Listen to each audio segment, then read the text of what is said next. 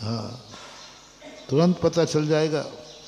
भोजन की थाली देख करके पता लगता है कि ये घर का भोजन क्या है। एक आता है ना, घर में टके हुए चित्रों से पता चलता है कि इस घर का चरित्र क्या है।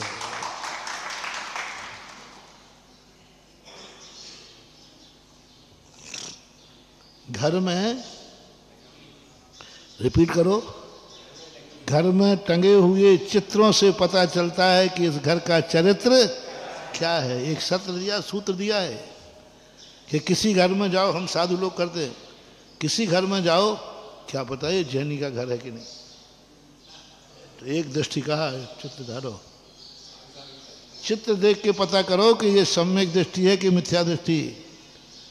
उन चित्रों से पता चल जाएगा। हम लोगों को कई बार ऐसा हुआ, जब नए स्थानों पे जाते तो ऐसा हुआ चित्रों को देखकर। आज तुम्हें अपने व्यक्ति को पकड़ना है कि ये व्यक्ति कैसा है। रास्ता बता रहा हूं कि तुम्हारा बेटा सुधर रहा है कि बिगड़ चुका है, तुम्हारा भाई बिटिया सुधरी है कि बिगड़ चुकी है, तुम्हारा पति पत्नी बिगड़े हुए हैं कि सुधर चुके हैं। मैं एक पॉइंट दे रहा हूं, कभी धोखे से मोबाइल देख लेना, उस पर किसका चित्र लगा है। उस मोबाइल के चित्र से पता चल जाएगा कि इसका चित्त कैसा है और इसका चरित्र कैसा है। उससे पता चल जाएगा कि कौन सा चित्र लगाया है। बंबई वाले का, धोबंदी वाले का, बंबई वाले का लगा है कि धोबंदी वाले का लगा है। पता चल जाएगा कि तुम्हारा बेटा बिटिया के अंदर क्या परिणाम चल रहा है, तुम्हारे बेटा बिटिया किस हद तक पार हो गए हैं, इनका मन कहाँ तक पहुँच गया है। मोबाइल के जो क्या बोलते हैं उसको, मोनो, वॉलपेपर, मोनू मोनू बोलते, वॉलपेपर, उससे पता चल जाएगा क्या है। हाँ, उससे पता चल जाएगा। श्रीमान जी का फोन देख लिया करो कभी कभी, पता चल जाएगा किसका चित्र लगा है। ऊपर से जरूर तुम्हें मान रहा है, अंदर तो कोई दूसरी बस गई है।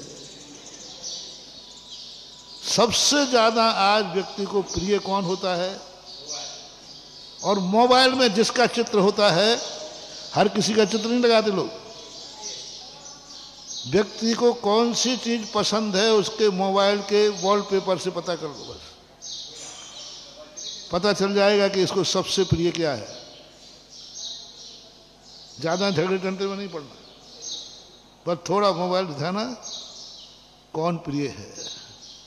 जिसका चित्र लगा हो मोबाइल में, बस उसको वही प्रिय है, क्योंकि मोबाइल में हमेशा प्रिय वस्तु का चित्र लगाया जाता है। जिसको खोलते ही मन प्रफुल्लित हो जाए, जिसको देखते ही मन में अच्छा लगे, जिसको देखते ही मन में खुशी हो जाए, ये सगुन है, सगुन शास्त्र है। अपने घर में किसका चित्र टांगना, जिसको देखते ही तुम्हारे मन में भाव आए, अच्छा भाव आवे, खुशी का भाव आवे, आनंद का भाव आवे, उसका चित्र लगाओ। मोबाइल में भी उसी का चित्र लगाओ जिसको देख के तुम्हारे मन प्रसन्न हो जाए। ये तो तुम्हारी बात है। अब हम लोग कर रहे हैं कि हमें पता करना है कि इसका सबसे ज्यादा संसार में चहेता कौन है। अब कैसे पता करें, अंदर कोई खिड़की तो है नहीं कि देख के झांक ले। तुम लोग भी और हम लोग सब इसे कह रहा हूं, उसका थोड़ा मोबाइल दिखाना, किसका चित्र आया। जिसका आ जाए समझ लेना चाहिए यही उसका प्राण प्रिय है।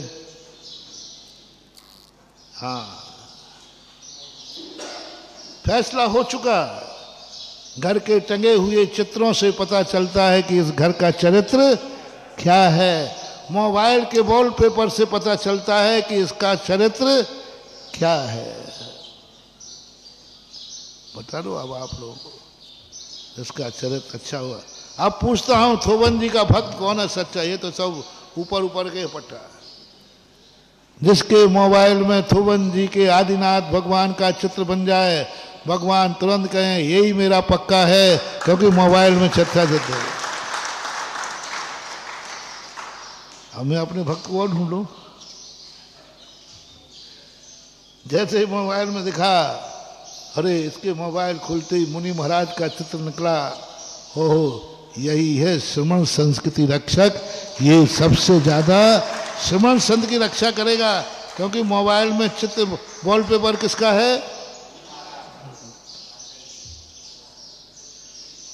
मुनि महाराज का वॉलपेपर लगाया है। नियम से तुम्हारे अंदर उनके प्रति चाहत है, और जब तुम उनको चाहते हो तो उसको चाहने की जरूरत नहीं है, उसका आशीर्वाद तुम्हारे मोबाइल पे मिलता जाएगा। अब जिन जिन का तुम्हारे लिए आशीर्वाद चाहिए हो, जिन जिन की दुआ चाहिए हो, जिन जिन का तुम्हारे लिए कभी वक्त पे काम आ जाए, उनका फोटो अपने मोबाइल में लगा लो। अब तुम बम्बई वाली का लगाओ, नहीं उसका आशीर्वाद चाहिए तो मुझे बना नहीं, दे देगी, दुआ करेगी।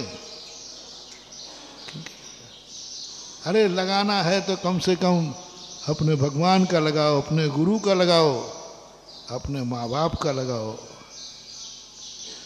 पूज्य पुरुषों के मोबाइल में चित्र होना चाहिए, जिनको देखते ही हमें पूज्यता का भाव आए, जिनको देखते ही हमें गलत करने का साहस ना हो।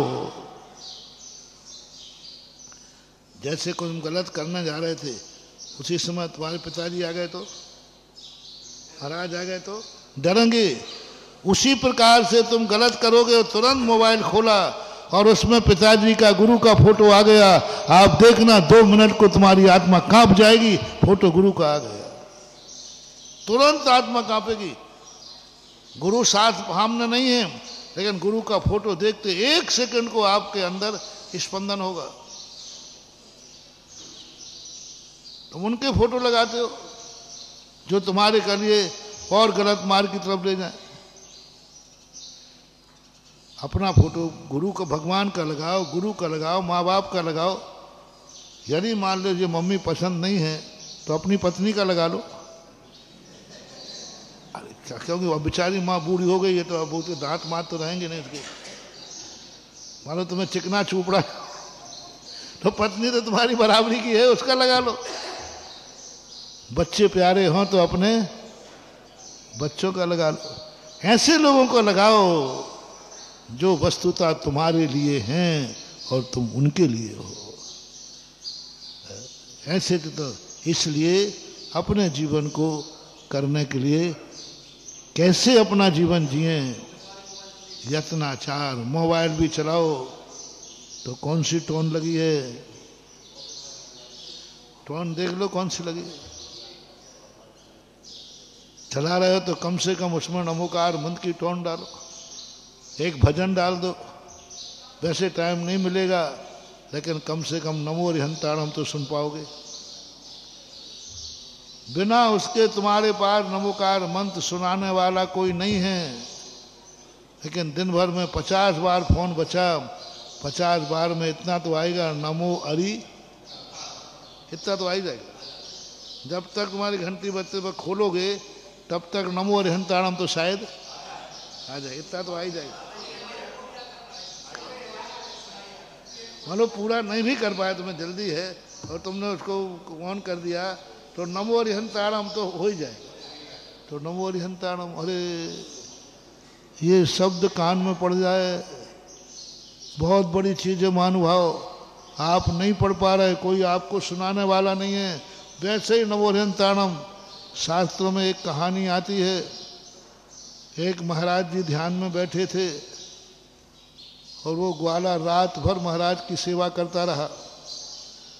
सुबह उठा तो उसने सोचा महाराज जी कुछ बोलेंगे, अच्छा किया, बहुत अच्छा किया, सब किया, लेकिन दिगंबर मुनि तो कुछ बोलते नहीं। बस उठते ही महाराज उठे, सुबह आवृत किया नमो अरिहंताणम कह के चले गए, कुछ नहीं बोले उससे। साधु का कहते कि ओम नमः सिद्धेभ्या, कुछ भी नमो अरिहंताणम मुंह से निकला और चले गए। अब वो बेचारा ग्वाला कहता है हमने तो महाराज की सेवा की, रात भर में कुछ दिया ही नहीं, और ऐसा हो नहीं सकता महान आत्माओं की सेवा करो और कुछ न मिले। उसकी एक धारणा थी, महान आत्माओं की सेवा करो कुछ ना मिले, ऐसा हो नहीं सकता, और महाराज ने तो कुछ दिया ही नहीं।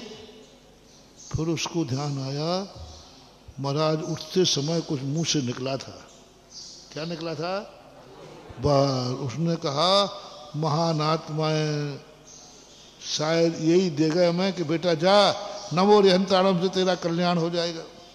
मार सुना था, अनायास पड़ गया कान में, और बस उस नमोकार मंत्र की माला पढ़ता रहा।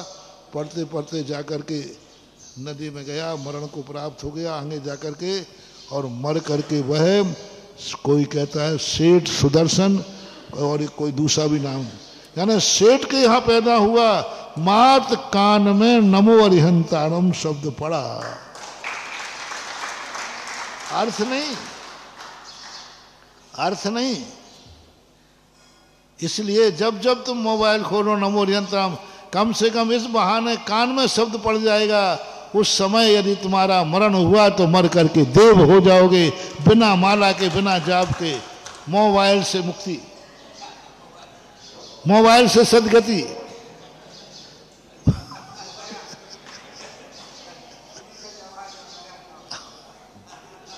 अपना बात तो जहां से कहो वहीं से, आजकल जैसे वो जहां है कहीं से भी जाओ रास्ते, कहीं से हाईवे से रास्ता कहीं ना कहीं, ऐसे अपना सिस्टम है। तुम तो जहां से कहो वहीं से हम मोक्ष का रास्ता बता देंगे, जहां से कहो। मोबाइल से सदगति। तुम पुराणों पुराणों में मत घूमना, ये सुधा पुराण में ही मिलेगी। मोबाइल से सदगति, मुक्ति तो नहीं, मोबाइल से सदगति। बस आज के बाद जिन्होंने सुना है, अपने मोबाइल का वॉलपेपर अपने पूज्य पुरुषों का होना चाहिए, और मोबाइल में जो टोन हो वो नमो अरिहंताणम की होना चाहिए, या कोई भजन की होना चाहिए। सामने वाले का भी कल्याण, वो भी जब तक फोन खोलेगा तो उसको भी क्या सुनाई पड़ेगा? नमो अरिहंताणम सुनाई पड़ेगा। तो उस ग्वाले मूर्ख ने नमो अरिहंताणम सुना, उसका बेड़ा पार हो गया। सामने वाला कैसा भी होगा उसके कान में भी नमो अरिहंताणम जाएगा, और एक आध दिन उसका भाव आ गया कि हमारा सेठ मुनि भक्त है, ये मंत्र जरूर महाराज ने दिया होगा, हम तो महाराज तक पहुंच नहीं पाएंगे। और उस नमो अरिहंताणम पे उसका उपयोग टिक गया और आयु बन गया, तो वो देव जाएगा। मोबाइल से देवगति, और उससे सस्ता और क्या करें, इससे सरल क्या करें? यदम चरे यदम चट्ठे यद मासे यदम सये यदम भुंजेज भासेज एवं पावम ना भज्जदी। इतना चार पूर्वक चलो, इतना चार पूर्वक करो, सब करोगे पाप का बंध नहीं होगा। ओम शांति।